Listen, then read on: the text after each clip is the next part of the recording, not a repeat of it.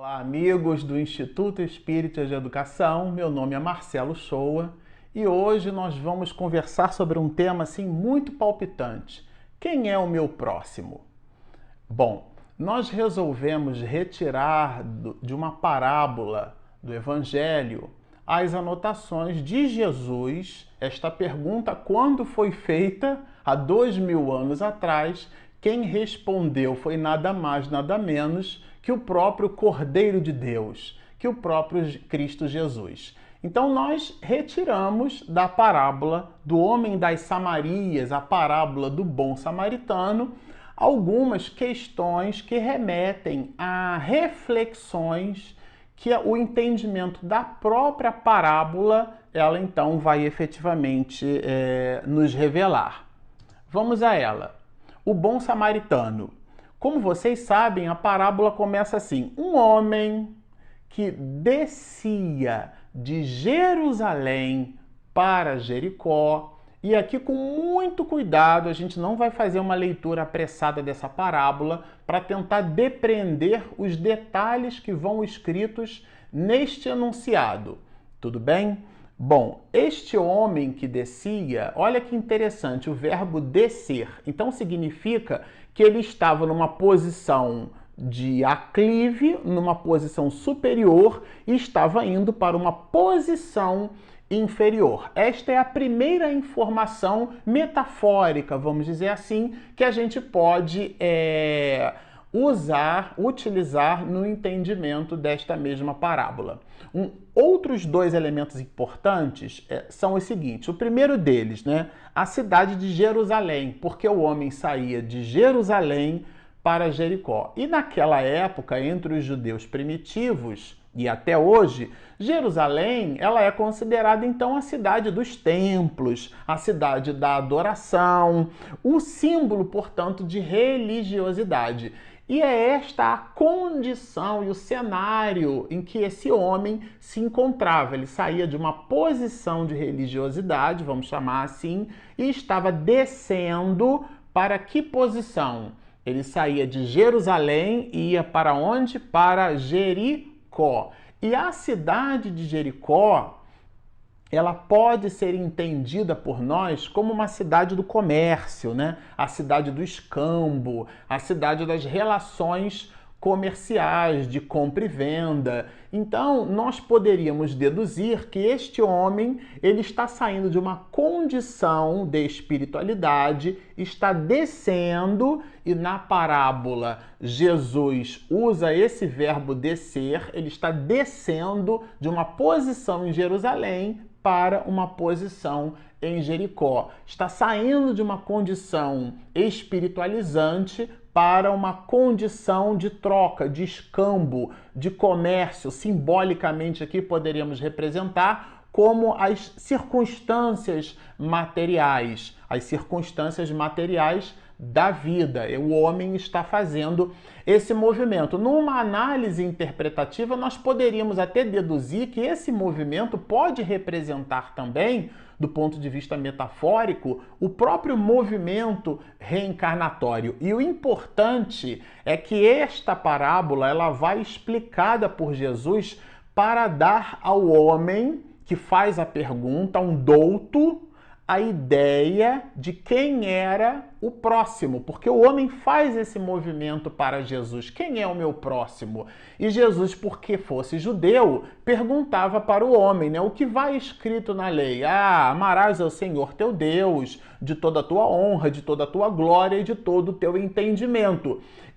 E amarás ao teu próximo como a ti mesmo. Mas a dificuldade está em entender quem é o meu próximo. E Jesus, então, introduz essa parábola e de uma maneira muito sábia, muito elegante, muito sofisticada, nos dá vários elementos reflexivos que começam por esse.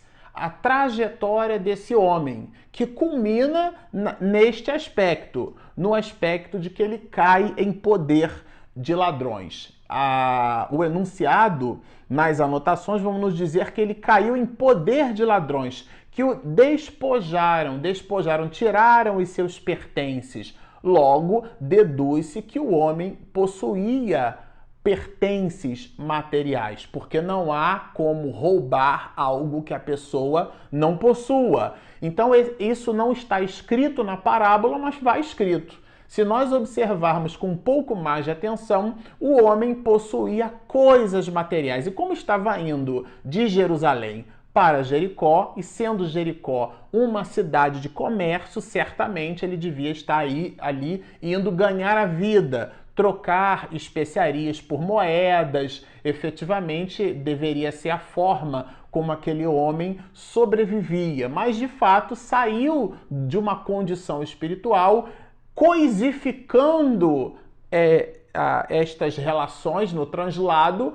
e de posse de coisas materiais, os ladrões, identificando-as, despojaram, quer dizer, tiraram estas coisas deles. E fizeram o quê? Cobriram de ferimentos. Então, dá a entender que houve ali um embate. No mínimo, os ladrões bateram nele. Quiçá ele não tentou devolver, nem que fosse num movimento de autodefesa, né? Enfim, mas o fato é que houve ali um embate e esses ladrões, cobriram esse homem de ferimento e o deixaram em que condição? Numa condição de semi-morto. É quando as coisas da vida roubam as nossas possibilidades e nós então nos sentimos aturdidos, porque depositamos a nossa vida nestas questões, nas questões materiais. Isto seria um fato analítico e interpretativo. Do ponto de vista prático, os ladrões identificaram coisas que o homem possuía, provavelmente aguçaram ali, né, em se tratando de ladrões, a possibilidade de ter estas mesmas coisas. Houve, pelo que tudo indica, um embate. Esse homem ficou semi-morto, quer dizer, os ladrões, no mínimo, bateram nele. Ele não ficou... Jesus não coloca aqui que ele ficou ferido. Ele ficou semi-morto. Então, como se ficasse assim, desacordado, alguma coisa assim, indicando que aquela troca, né, que aquele embate realmente deva ter sido um embate ferrenho. E o resumo da ópera é que esse homem fica sem os seus pertences e ainda fica semi-morto. Bom, mas o que é que Jesus traz na sequência dos fatos para a nossa análise? A primeira coisa que ele vai nos dizer é: aconteceu em seguida, quer dizer, um movimento subsequente a este fato, é de que um sacerdote, e aí de novo o verbo descendo, e para que não restasse dúvida, descendo pelo mesmo caminho. Então o sacerdote fez o mesmo movimento, saiu de Jerusalém e estava indo para Jericó, ou no mínimo usando um trecho que correspondia a esse movimento de percurso, porque Jesus vai dizendo que ele desce pelo mesmo caminho. E aqui algo que representa uma pérola na análise dessa parábola, porque Jesus vai dizer assim: o viu e passou adiante. Então,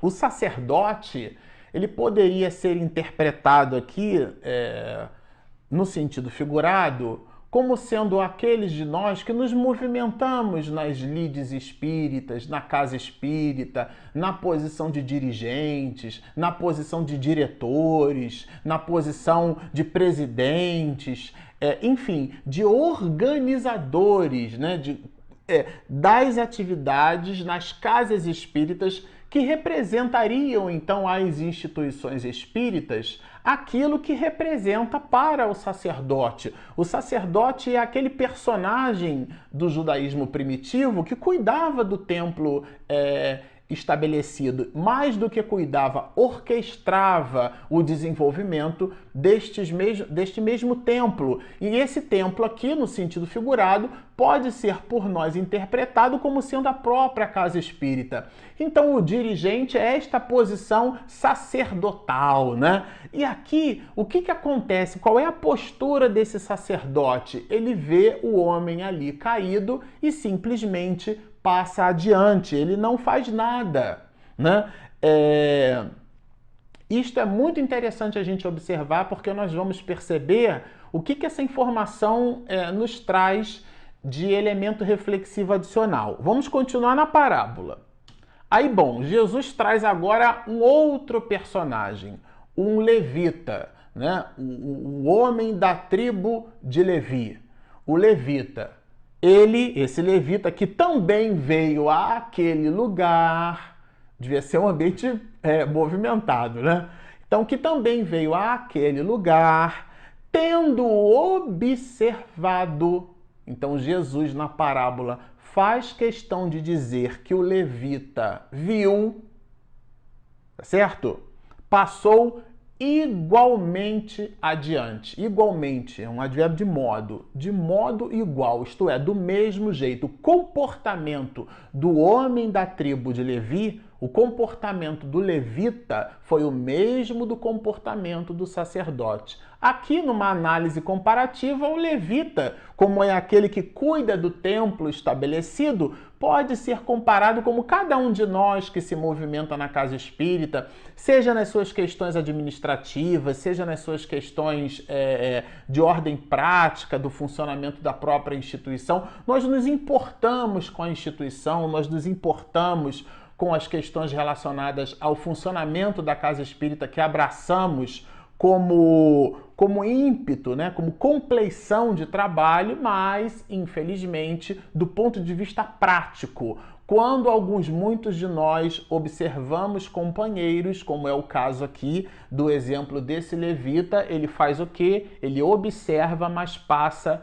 igualmente adiante. Igualmente, não mudou nada o comportamento dele em relação ao comportamento do sacerdote. Foi exatamente o mesmo comportamento, o modus operandi exatamente o mesmo, e aqui vai um advérbio de modo, igualmente, de modo igual. Não estabeleceu Jesus nesta parábola nenhuma distinção no comportamento do sacerdote em relação ao comportamento do levita. Mas a parábola continua. Olha o que é que traz para nós a parábola, né? Mas isso aqui é uma conjunção adversativa, né? Mas, porém, contudo, todavia, entretanto, essas conjunções, elas funcionam em língua portuguesa assim. Quando eu cito uma conjunção adversativa é porque eu vou apresentar um outro elemento, uma outra proposta reflexiva, como se fosse o outro lado da moeda. Então eu digo assim, as pessoas durante o período de afastamento social estão bastante ansiosas, mas se mostraram felizes nas suas casas. É uma análise reflexiva com duas proposições. E o elemento, o instrumento sintático-morfológico que faz a união entre essas duas proposições é uma conjunção, porque ela é uma conjunção que faz essa união, mas ela é adversativa. Mas, quer dizer, o outro lado da moeda. Então, num diálogo, aqui vai uma dica, todas as vezes que você estiver alguém falando sobre alguma coisa e a pessoa disser mas, ou porém, ou entretanto, essas conjunções adversativas, elas mostram, do ponto de vista da análise morfológica, né, que há aqui agora um outro lado da moeda, uma outra linha reflexiva, uma outra proposição, que pode, de um modo geral, não contribuir com a primeira. Aliás, de um modo geral, como ela é adversativa, ela certamente não vai naquela direção e não vai naquele sentido. E é esse o movimento da parábola do bom samaritano, foi este o movimento que Jesus fez. Olha, mas um samaritano, esse samaritano que viajava, como eu digo, o ambiente parece que era movimentado, né? Chegando ao lugar aonde jazia aquele homem, ele chegou, ele estava ali viajando e durante a viagem, ele fazendo uso daquele caminho, está implícito aqui no texto, aí vem a pérola, que nós observamos tanto no comportamento do sacerdote quanto no comportamento do levita. Qual que é a pérola, né? Já chegando ao lugar onde jazia aquele homem e Já que eu falei da conjunção adversativa, essa agora é uma conjunção aditiva, da ideia de soma. E tendo-o visto, aqui o tendo-o visto é a pérola da parábola. Por quê? Porque Jesus faz questão de citar que o sacerdote viu, que o levita viu e que agora o samaritano viu. Ele faz questão de mencionar isso, porque não foi por acaso, não sejamos ingênuos que a abstração feita às traduções do grego para a língua portuguesa, não importa a abstração feita a estas questões, aqui o enunciado é claro, Jesus mostra que o samaritano, ele viu. E o que acontece quando esse samaritano vê esse homem semi-morto? Jesus já vai nos dizer. Ele foi tocado de compaixão. Ele se condoeu por aquela pessoa, fez esse movimento da indulgência, né? Que é se colocar no lugar do outro. Costumamos dizer, quando abordamos essas questões, que se nós visitamos um amigo e a gente deixa o carro estacionado numa esquina estranha, na casa desse mesmo amigo nós vamos ficar inquietos porque o carro está no local estranho. Entretanto, morre de fome no planeta um ser humano, uma criança a cada 3 minutos. Essas estatísticas variam. Agora, então, a quantidade de seres humanos desencarnando por conta das questões do Covid-19 são enormes, são muito grandes. É um somatório de criaturas deixando a superfície da face da Terra, voltando para a verdadeira pátria, que é o mundo espiritual. Mas a análise reflexiva não é o fato. A análise reflexiva é, ainda assim, nós não nos preocupamos com elas. Nós nos preocupamos com um carro que vai mal estacionado, no nosso juízo de valor, numa esquina estranha à noite quando visitávamos um amigo. Mas as pessoas que morrem de fome, as pessoas que possuem dificuldades socioeconômicas, qual é a nossa contribuição na sociedade? Como seres humanos, qual é o nosso contributo? Qual que é o movimento nosso em relação ao próximo? E é a partir daqui que a parábola do bom samaritano, dita por Jesus, ela vai nos dar elementos significativos nessa direção, já que esse homem é tomado de compaixão. Primeiro movimento desse homem, o primeiro movimento, ele aproximou-se dele.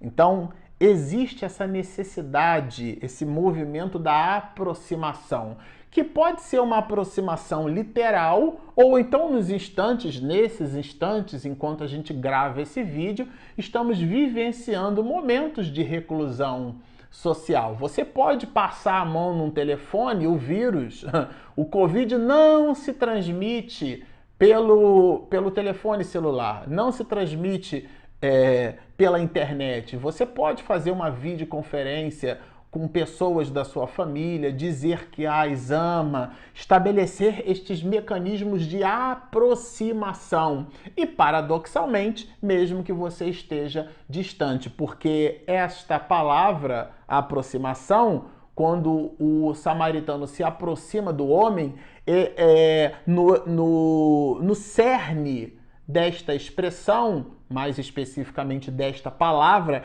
está a ideia da ajuda, está a ideia do afeto, está a ideia do movimento, seja lá ele qual for e com qual instrumento possuirmos, seja lá ele de que maneira for, mas todo movimento em relação ao próximo é um movimento de aproximação. E foi o que esse homem fez, foi o que esse samaritano fez. Ele aproximou-se. Não estabeleceu uma relação à distância. Existem pessoas que não gostam nem de ser tocadas. Existe uma relação de privacidade, claro. super compreendemos isso. Mas nas relações humanas, então se você pega um coletivo cheio, a pessoa se sente assim insatisfeita porque o outro está encostando e ele não entende, né? Aquela pessoa que se movimenta desse jeito, que nós somos seres humanos. A mesma apreensão e desconforto que você passa é a mesma apreensão e desconforto que o outro no mesmo coletivo, tangenciando contigo, também está passando. Então essa visão, que é uma visão, vamos dizer assim, mais transcendental, digamos transcendental porque ela transcende os aspectos materiais, então ela é uma visão, portanto, imaterial. Estamos falando da visão do espírito, enxergar-se como espírito. E esse samaritano fez isso. Ele se aproximou porque é o socorro imediato.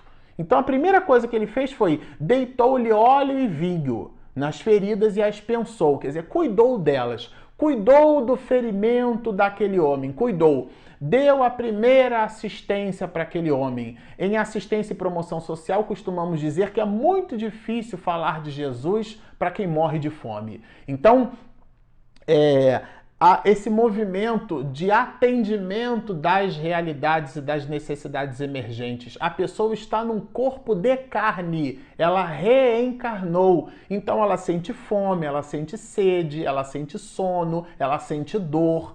É uma tríade, é espírito, perispírito e corpo físico. Então, a despeito de buscarmos a nossa espiritualização, a gente não pode negar a existência do material. E a tese não é minha, ela vai na exemplificação de Jesus em cima da parábola do bom samaritano. Jesus mostra que o comportamento desse homem aproximou-se dele, quer dizer, do homem semi-morto, o samaritano se aproximou, deitou-lhe óleo e vinho, era o que ele tinha.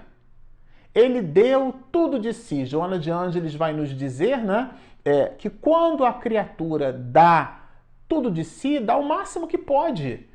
E o resto é com Deus. Então nós fazemos a nossa parte, o nosso escopo de possibilidades, esse movimento assertivo em relação ao próximo. Mas depois que ele pensa as feridas, aqui é bem interessante. Até no desenho vocês podem observar que ele diz assim, olha, depois, pondo no seu cavalo... Opa, então vamos voltar aqui à imagem, porque a imagem do samaritano mostra que então ele estava em cima de um cavalo. O desenho parece um burrinho, mas é um cavalo. Ou seja, metaforicamente falando, o movimento de assistência que a gente precisa fazer, que nós devemos fazer, é um movimento de igualdade.